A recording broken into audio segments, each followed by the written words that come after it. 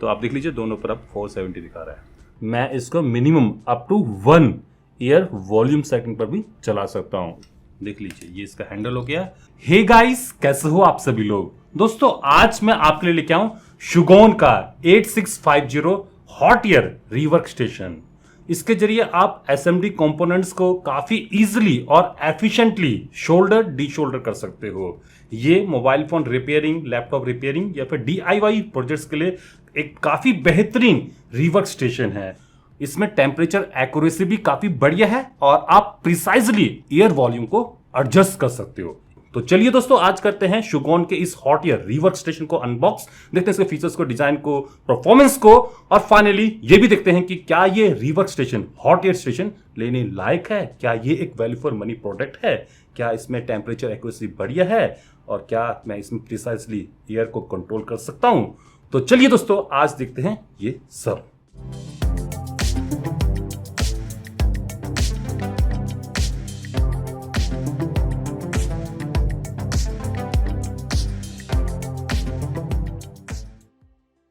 शुगोन का ये hot air station आता है कुछ इस टाइप की पैकिंग में।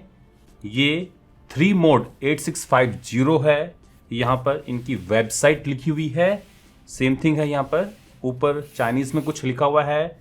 220 वोल्ट एसी और ये किन किन को सर्टिफाई करता है आप यहाँ पर देख सकते हो। तो ये है बॉक्स जिसमें शुगोन का ये हॉट एयर स्टेशन आता है।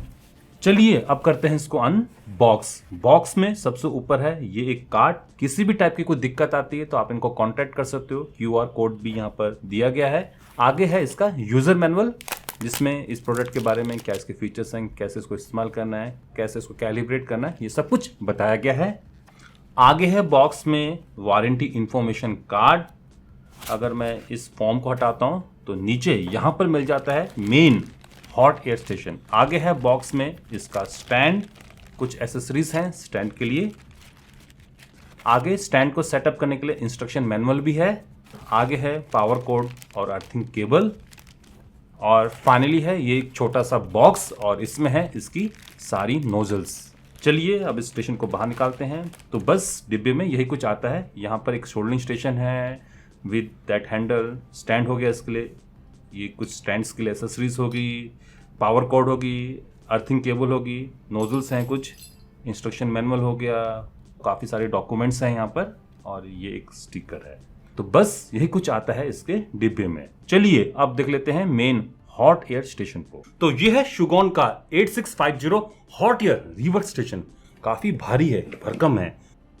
वेट है इसका अराउंड 5.6 kg। अगर इसकी लेआउट की बात करें तो आगे की साइड को मेन डिस्प्ले है। इसमें आप एयर वॉल्यूम को अप टू 200 तक सेट कर सकते हो। 3 मोड्स हैं, स्ट्रेट ईयर और स्पाइरल ईयर, दोनों टाइप की ईयर को आप यहाँ पर सेट कर सकते हो। ये ESD सेफ है। जी हाँ दोस्तों, ये जो रीवर्क स्टेशन है अगर आप ग्राउंड को इस्तेमाल करते हो तो ये ESD सेफ भी है। इसमें 4 चैनल्स हैं, मतलब कि 4 प्रीसेट टेम्परेचर और एयर सेटिंग्स हैं। आप टेम्परेचर को 11 डिग्री की वैल्यू से इन बटन्स के थ्रू चेंज कर सकते हो, 10 डिग्री की वैल्यू से इन बटन्स के थ्रू चेंज कर सकते हो। ये पावर इंडिकेटिंग LEDs होगी, मतलब कि जितना इसका एलिमेंट पावर कंज्यूम करा उसके हिसाब से ये जो LEDs हैं ये ग्लो करती हैं। यहाँ पर आपको कुछ फंक्शंस बटन्स मिल जाएंगे। एयर वॉल्यूम को आप यहाँ पर चेंज कर सकते हो। ये +5 -5 हो गया और ये +1 -1 हो गया। ये ऑन ऑफ बटन हो गया। यहाँ से आप मोड्स को चेंज कर सकते हो। इसमें 3 टाइप के मोड्स आते हैं जिसके बारे में मैं आपको वीडियो में आगे बताता हूँ। इस साइड आपको इसका स्टैंड मिल जाएगा जिस पर इसका ये जो हैंडल है ये कुछ इस टाइप से रख के डोरमेस हो जाएगा, मतलब कि स्लीप स्टेट में चला जाएगा। ये इसका हैंडल हो गया, आप देख लीजिए। इसमें दोनों साइड स्प्रिंग देगी है ताकि ये इजिली टूटे फूटे ना।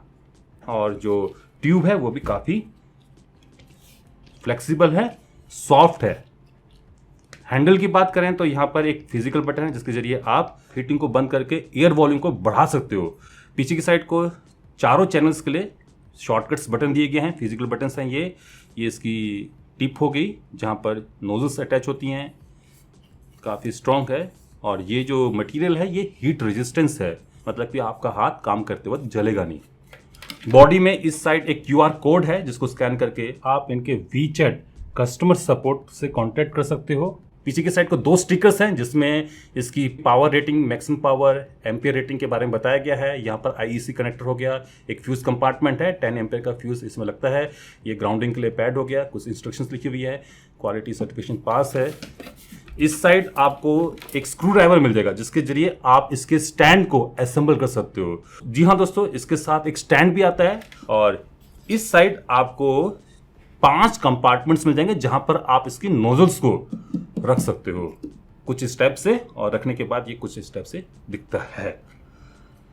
नीचे की साइड को आपको काफी सारे स्क्रूज मिल जाएंगे, 4 पैड्स हैं ताकि ये जो स्टेशन है ये आराम से और इजीली टेबल पर सेट हो जाए कुछ स्टेप से। ऊपर की साइड को कुछ कंपार्टमेंट्स दिए गए जहां पर आप अपने स्क्रूज को, एसेसरीज को रख सकते हो। तो लुक एंड डिजाइन के मामले में शुगॉन का ये 8650 हॉट एयर रिवर स्टेशन बिल्कुल वैसा ही है जैसे कि और nominal hot air river station होते हैं, बस यहाँ पर आपको टेम्परेचर एक्यूरेसी बढ़िया मिलने वाली है और आप 1 की सेटिंग पर भी एयर को सेट कर सकते हो, इस स्टेशन को चला सकते हो। तो डिजाइन बढ़िया है, लुक बढ़िया है। चलिए दोस्तों अब इसको इस्तेमाल करते हैं, बट उससे पहले मैं इसके साथ जो एसेसरीज आ रखी है उसको भी आपको दिखा देता हूं। इसके साथ एक स्टैंड भी आता है और साथ में कुछ इसकी एसेसरीज। स्टैंड को सेटअप करने के लिए साथ में एक इंस्ट्रक्शन मैनुअल भी आया है। चलिए स्टैंड को सेटअप करते हैं। सेटअप होने के बाद स्टैंड कुछ स्टेप से दिखता है। मैंने क्या किया, मैंने इस अटैचमेंट को हटा के यहां पर इस अटैचमेंट को लगा दिया है और अब मैं हैंडल को स्टैंड पर कुछ स्टेप से या फिर इस स्टेप से रख सकता हूं। तो 2 पोजीशंस पर मैं अब हैंडल को इस स्टैंड को ऊपर रख सकता हूं। ये वर्टिकल हो गया और ये हॉरिजॉन्टल हो गया, और साथ ही में मैं स्टेशन पर यहां पर भी हैंडल को रख सकता हूं। और इन तीनों पोजीशंस पर अगर मैं हैंडल को रख दूं तो ये स्टेशन डोरमेसी पे चला जाएगा, मतलब कि हीटिंग एलिमेंट बंद और एयर मैक्सिमम पर, तो इससे ये स्टेशन कूल हो जाएगा। बाकी स्टैंड की बात करें तो ये काफी भारी स्टैंड है, वेट है इसका अराउंड 1.6 kg। स्टैंड की लेआउट की बात करें तो ये 2 पोजीशंस होगी जहां पर मैं हैंडल को सेट कर सकता हूं। यहां पर शुगॉन लिखा हुआ है, इसका मॉडल है TG252, ब्रांड का स्टिकर हो गया, मेटालिक बॉडी है। यहां पर ये एक अटैचमेंट है जिस पर आप नोजल्स को स्टोर भी कर सकते हो कुछ इस टाइप से, और नोजल्स को रिप्लेस भी कर सकते हो, बदल भी सकते हो। तो यहां पर अगर मुझे इस नोजल को इस्तेमाल करना है तो मैं हैंडल को कुछ स्टेप से रख दूंगा तो ये नोजल फिट हो गई है। इसको निकालने के लिए आप देख लीजिए, बिगर हाथ को इस्तेमाल किए या किसी टाइप की कोई और एसेसरी को इस्तेमाल किए मैं इससे नोजल को हटा सकता हूं और दूसरी नोजल को लगा सकता हूं। चलिए मैं आपको इसके साथ कौन कौन सी नोजल्स आती हैं उसको भी एक बार दिखा देता हूं। 2 बैंड नोजल्स हैं। अगर आप अपने रिवर्क वर्क को माइक्रोस्कोप के जरिए रिकॉर्ड कर रहे हो तो इन दैट केस ये बैंड नोजल्स काफी काम की हैं। साथ में 2 स्पाइरल ईयर के लिए नोजल्स भी आती हैं। अगर आप प्लास्टिक पर काम कर रहे हो, आपको स्पाइरल ईयर चाहिए, घूमती हुई ईयर चाहिए, तो इन दैट केस आप इन 2 नोजल्स का इस्तेमाल कर सकते हो, छोटी बड़ी है। और 4 नॉर्मल नोजल्स हैं of different aperture size depending upon your work. तो कुल मिला के 8 नोजल्स आपको इसके साथ दी जाती है। भारी भरकम स्टैंड, 8 नोजल्स और मेन यूनिट के साथ शुगॉन का ये 8650 हॉट एयर रिवर स्टेशन अब रेडी टू यूज है। आइए दोस्तों अब इसको ऑन करते हैं। सबसे पहले पावर कोड को लगा देते हैं और इस स्टेशन को ऑन कर देते हैं। तो ये स्टेशन ऑन हो चुका है, डिस्प्ले आ चुका है। यहाँ पर जो टेम्परेचर इस समय सेट है वो दिखा रहा है। अभी फिलहाल ये हाइबरनेट पर चला गया। टेम्परेचर ये इस समय सेल्सियस में मेजर कर रहा है। अगर मुझे इसको फ़ारेनहाइट में कन्वर्ट करना है तो यहाँ पर इस बटन को प्रेस एंड होल्ड करके मैं टेम्परेचर को फ़ारेनहाइट में कन्वर्ट कर सकता हूँ। देख सकते हो जो नीचे टेम्परेचर रीडिंग्स है वो फ़ारेनहाइट में कन्वर्ट हो गई हैं। वापस सेल्सियस के लिए अगेन इसको प्रेस एंड होल्ड करना होगा। इस समय बजर ऑन है। अगर मुझे जो बीप आ रही है पीपी वाली, इसको बंद करना है तो इन दैट केस मैं इस बीप बटन को प्रेस एंड होल्ड कर देता हूँ, तो जो बीप है, बजर है, वो बंद हो जाएगा। नीचे की साइड को जो प्रीसेट टेम्परेचर और ईयर सेटिंग है वो आपको पढ़ने को मिल जाएगी। चैनल 1 पर 350 डिग्री सेल्सियस और 60 ईयर है, चैनल 2 पर 370 35, चैनल 3 पर 420 60 और चैनल 4 पर 470 60 है। और यहाँ पर 3 मेन रीडिंग्स हैं। पहली रीडिंग्स, जैसे अगर मैं स्टेशन को उठाता हूँ तो जो आपने टेम्परेचर सेट किया है वो आपको पढ़ने को मिल जाएगा, और करंट में जो एयर आ रही है उसका टेम्परेचर आपको यहाँ पर पढ़ने को मिल जाएगा। और एयर वॉल्यूम कितना आपने सेट कर रखा है वो आप यहाँ पर पढ़ सकते हो। आप मैक्सिमम अप टू 200 तक एयर वॉल्यूम को सेट कर सकते हो।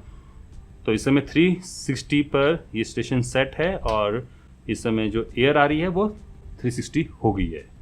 इस समय जो स्टेशन है वो जेंटल मोड पर चल रहा है।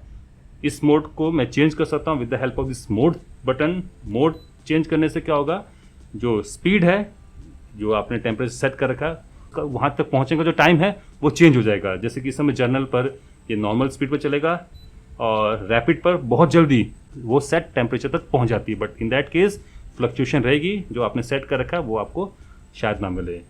तो नॉर्मल वर्किंग के लिए आप जेंटल मोड पर रख लीजिए। तो आप मोड को स्विच कर सकते हो with the help of this button. अगर आपको काम करते करते टेम्परेचर को चेंज करना है तो इन दैट केस आप टेम्परेचर को 1 डिग्री के इंटरवल से इन बटन्स के थ्रू कम ज़्यादा कर सकते हो।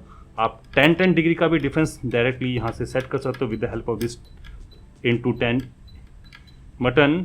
आप एयर वॉल्यूम को भी कम ज़्यादा कर सकते हो। ये 5 टाइम्स एयर वॉल्यूम को चेंज कर देगा, और ये 1 टाइम।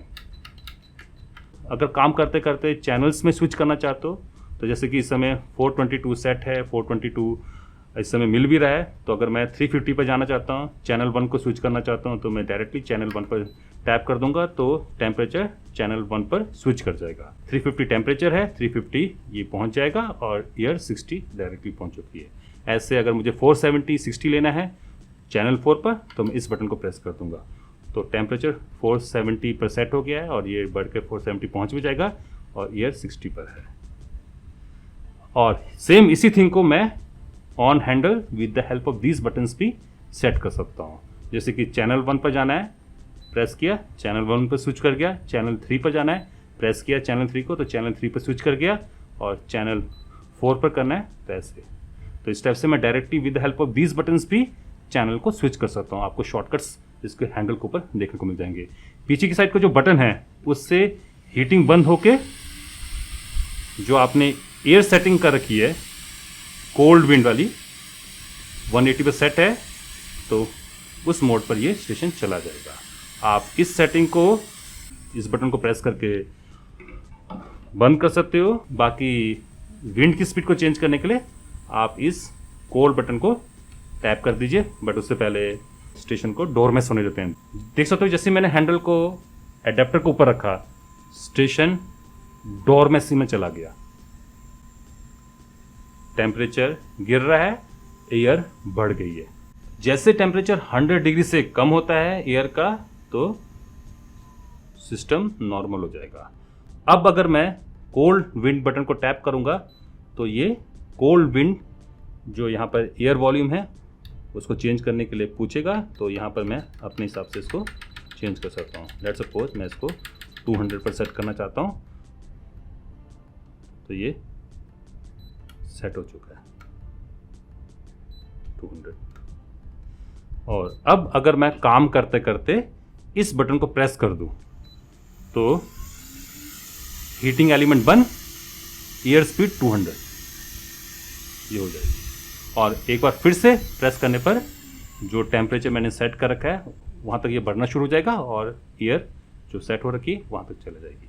दोस्तों, अगर आपको लगता है कि जो आपने यहाँ पर टेम्परेचर सेट कर रखा है और जो ये बता रहा है वो सही नहीं है, तो इन दैट केस आप इस सिस्टम को कैलिब्रेट भी कर सकते हो। यहाँ पर कैलिब्रेशन का ऑप्शन है, इसको प्रेस करके आप कैलिब्रेशन में जा सकते हो। इस समय 380 बता रहा है, तो आप टेम्परेचर को मेजर करके जो भी वैल्यू आपको मिल रही है वो आप यहाँ पर सेट कर सकते हो। बाकी अगर मैं इसकी डोरमेसी की बात करूँ तो चाहे मैं इसको इसके इस एडेप्टर पर रखूँ, चाहे मैं इसके जो साथ में जो स्टैंड आ रखा है उसमें इस हैंडल को रखूँ, हर केस में ये जो सिस्टम है ये डोरमेस हो जाएगा। और ये क्यों होगा? क्योंकि दोस्तों इन सभी एडेप्टर्स पर मैग्नेट है और इसके अंदर एक हॉल सेंसर है जो कि इस मैग्नेट को डिटेक्ट कर लेता है और स्टेशन को डोरमेसी पर डाल देता है। मैं शुगोन के इस हॉट या रिवर्स स्टेशन को 1 ईयर वॉल्यूम सेटिंग पर भी चला सकता हूँ। इस समय टेम्परेचर को मैंने 350 पे सेट किया है, 350 हो भी गया है, एयर सेटिंग 60 है। चलिए इसको कम करते हैं। मैं इसको minimum up to 1 year volume setting पर भी चला सकता हूँ। इससे फ़ायदा क्या है? फ़ायदा दोस्तों एक कि अगर कोई बहुत छोटा कंपोनेंट है, मुझे ब्लो नहीं करना, उड़ाना नहीं इसको, तो in that case 1 year setting यहाँ पर मुझे मिल जाती है। ऑल्दो मैं यहाँ पर रेकमेंड नहीं करूँगा कि आप इस सेटिंग पर इसको ज़्यादा देर तक चलाएं, क्योंकि एलिमेंट ख़राब होने के, जलने के चांसेस होते हैं इन दिस सेटिंग, तो ज़्यादा इस्तेमाल ना करें। बट अगर कहीं ज़रूरत पड़ती है तो इन दैट केस आपको इसमें 1 सेटिंग भी मिल जाती है, और मैक्सिमम आप जा सकते हो अप टू 200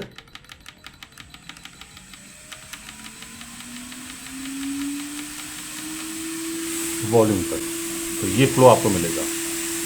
टेम्परेचर की बात करें तो आप टेम्परेचर में मिनिमम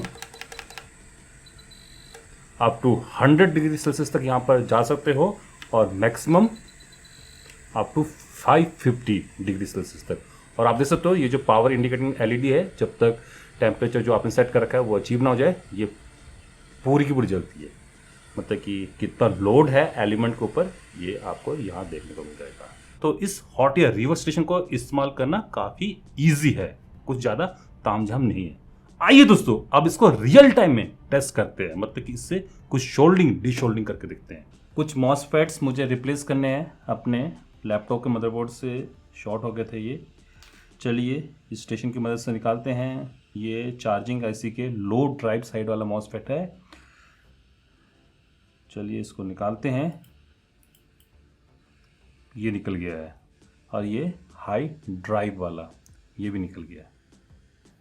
एक छोटा सा कैपेसिटर यहाँ पर हिल गया है। चलिए इसको वापस से सेट कर देते हैं। बोर्ड के इस साइड भी ये 2 मॉसफेट्स हैं, एसी फेट और आरबी फेट। चलिए इनको भी निकालते हैं। ये भी दोनों निकल गए हैं। अब रियल टाइम में ये रिवर्स स्टेशन कैसे शोल्डर डिशोल्डर करता है एसएमडी कंपोनेंट्स को, उसको देखने के लिए और आप लोगों को दिखाने के लिए मैं यहाँ पर इस्तेमाल कर रहा हूँ काशी की ये माइक्रोस्कोप TX350E। तो चलिए देखते हैं कि रियल टाइम में ये कैसे परफॉर्म करता है। ये एक छोटी सी पीसीबी है जिस पर बहुत सारे एसएमडी कंपोनेंट्स हैं। अगर मैं इसको माइक्रोस्कोप के जरिए देखूं तो एक फ्यूज है, रजिस्टर है, मॉसफेट्स हैं, रजिस्टर्स हैं, ट्रांजिस्टर्स हैं, आईसीज हैं। मैं यहाँ पर प्रीसेट जो टेम्परेचर एयर है 370-35 सेट कर रहा हूँ, चैनल 2 को ले रहा हूँ। ये जो ऊपर वाला रजिस्टर है इसको निकाल देते हैं। मैं यहाँ पर बैंड नोजल का इस्तेमाल कर रहा हूँ ताकि आप लोगों को मैं रियल टाइम में दिखा पाऊँ कि एग्जैक्टली में हो क्या रहा है। मैं स्ट्रेट रखने की कोशिश करता हूँ जितना हो सके, बट क्योंकि आपको दिखाना भी है तो थोड़ा सा बैंड कर देते हैं ताकि मैं इस रजिस्टर को आराम से पकड़ सकूँ।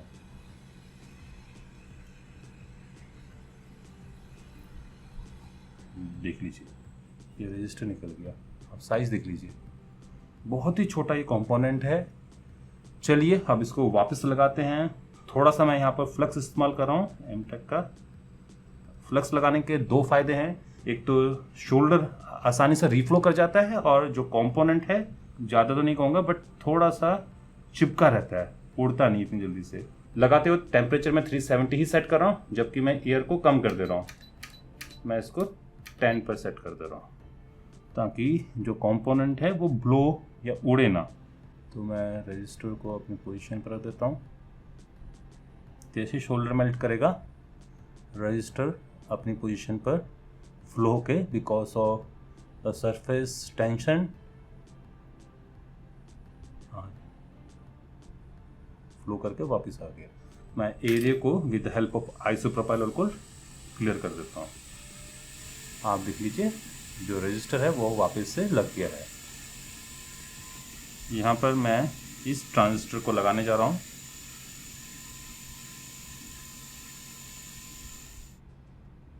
देख लीजिए ये शोल्डर हो गया वापस।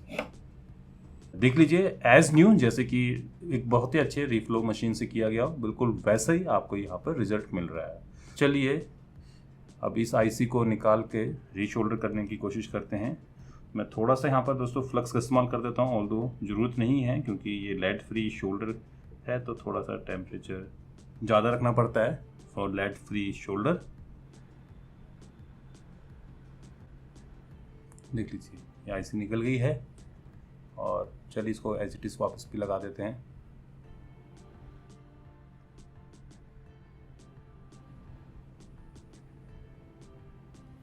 तो ये फिट हो गया है। चलिए अब इस बड़े बोर्ड में बड़े कंपोनेंट को निकालते हैं। तो यहाँ पर आप देख सकते हो ये काफ़ी बड़ी आईसी है और ये जो बोर्ड है ये फ्रिज का बोर्ड है। इसको रिफ्लो करने के लिए मैं बड़ा ये नोज़ल है बैंड वाली, इसका इस्तेमाल कर रहा हूँ। चलिए इस नोज़ल को निकाल देते हैं और इसको लगा देते हैं। मैं यहाँ पर प्रीसेट टेम्परेचर 420-60 का रख रहा हूँ क्योंकि बोर्ड काफ़ी मोटा है and this can survive. IC को क्लीन करना होगा। इसके ऊपर आप देख सकते हो एक मास्क डाला हुआ है।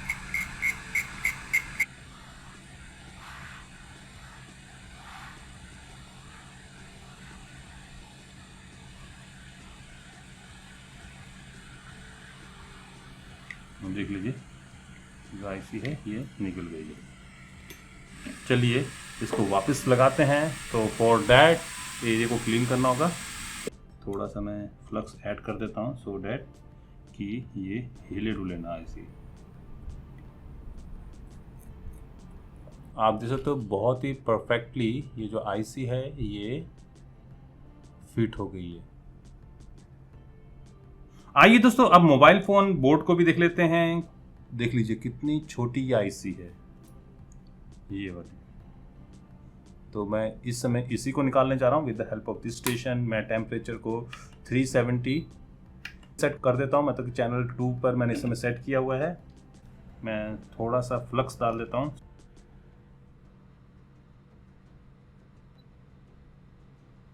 आई थिंक कि ये QNF पैकेज है तो मैं टेम्परेचर को बढ़ा देता हूँ।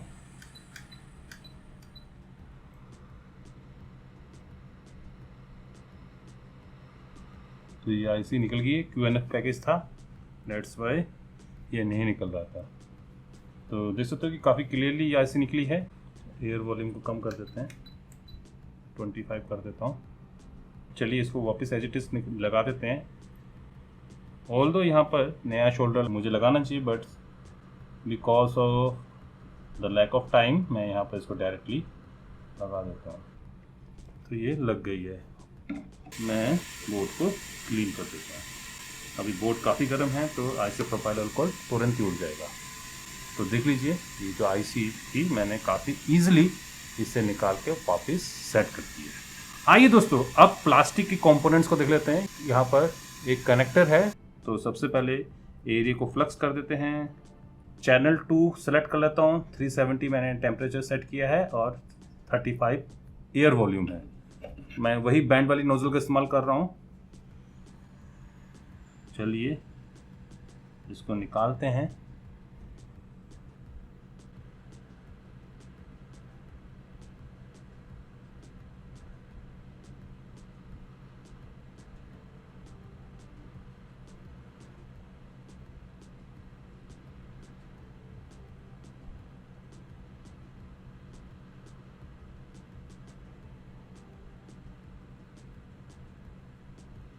देख सकते हो कि इसने काफ़ी ईजिली इस कनेक्टर को निकाल दिया है और कनेक्टर बिल्कुल सेफ है। मैं इस कनेक्टर को वापस से इस्तेमाल कर सकता हूँ। चलिए अब इसको वापस लगा देते हैं। ये जो पूरा शोल्डिंग डिशोल्डिंग प्रोसेस है मैं आपको दिखा देता हूँ। सरफेस रेडी है। चलिए थोड़ा सा फ्लक्स ऐड करते हैं एंड देन आफ्टर मैं कनेक्टर को ऊपर प्लेस कर देता हूँ। मैं टेम्परेचर को 370 रख रहा हूँ। एयर को मैंने कर देता हूँ 15।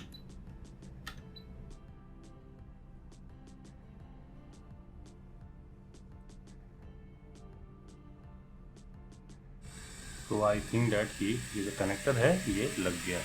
बोर्ड को साफ करके मैं आपको दिखा देता हूँ कि कनेक्टर की चाहिए। कहीं पर भी कोई जलने कटने फिटने का निशान नहीं है। काफ़ी easily with the help of this hot air reverse station मैंने इस प्लास्टिक के कनेक्टर को निकाल भी दिया था और वापस से भी लगा दिया। आइए दोस्तों एक छोटे से कंपोनेंट को अब शोल्डर डिशोल्डर करते हैं। यहाँ पर एक रजिस्टर है ऑन दिस बोर्ड। काफ़ी छोटा रजिस्टर है ये। चलिए इसको निकालते हैं बट उससे पहले मैं इसको फ्लक्स कर देता हूँ। चैनल 2 को सिलेक्ट करता हूँ और मैं जो एयर है उसको 15 कर देता हूँ ताकि जो कंपोनेंट है वो ब्लो ना करे। तो ये रजिस्टर मैं निकालने जा रहा हूँ।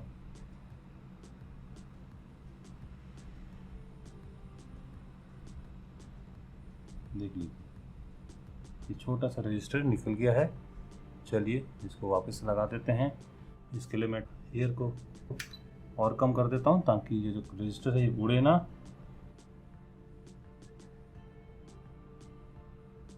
जो रजिस्टर है ये लग गया है। वाओ देख लीजिए, अमेजिंग, बढ़िया, वाओ अमेजिंग, क्या बढ़िया इस रिवर्स स्टेशन ने परफॉर्म किया है, नो डाउट बहुत ही बढ़िया। चाहे वो छोटे कंपोनेंट्स हो, चाहे वो बड़े कंपोनेंट्स हो, चाहे वो QFN पैकेजेस हो, चाहे वो कोई और पैकेज हो, ये रिवर्स स्टेशन काफ़ी इजीली SMD कंपोनेंट्स को शोल्डर डिशोल्डर कर सकता है। और सबसे बढ़कर कि मैं इसमें एयर को मिनिमम अप टू 1 की सेटिंग पर भी चला सकता हूँ। मतलब कि अगर कोई छोटा कंपोनेंट है उसको ये ब्लो नहीं करेगा। मैंने आपको दिखाया 5, 10, 15, 20 पर ये काफ़ी इजीली और एफिशिएंटली शोल्डर डिशोल्डर कर देता है। तो परफॉर्मेंस नो डाउट बहुत ही बढ़िया। और सबसे बढ़कर कि इन प्रोसेस अगर आपको चैनल सेलेक्ट करने हैं, कोई प्रीसेट यूज़ करना है, तो उसके लिए आपको स्टेशन को देखने की जरूरत नहीं है। डायरेक्टली इसके ऊपर ये 4 बटन्स हैं, चैनल 1, 2, 3 एंड 4। डायरेक्टली आप यहाँ से एक्सेस कर सकते हो। और काम के दौरान अगर आपको काफ़ी अच्छे से ब्लो करना है तो इन दैट केस एक बटन ये भी है। और सबसे बढ़कर दोस्तों, जो अभी मैंने आप लोगों को बताया नहीं, कि आप इसके हीटिंग कोर को चेंज कर सकते हो। जी हाँ दोस्तों, बहुत ही ईजिली इसके हीटिंग एलिमेंट को आप बदल भी सकते हो। चलिए मैं आपको जाने से पहले एक बार उसको भी दिखा देता हूँ।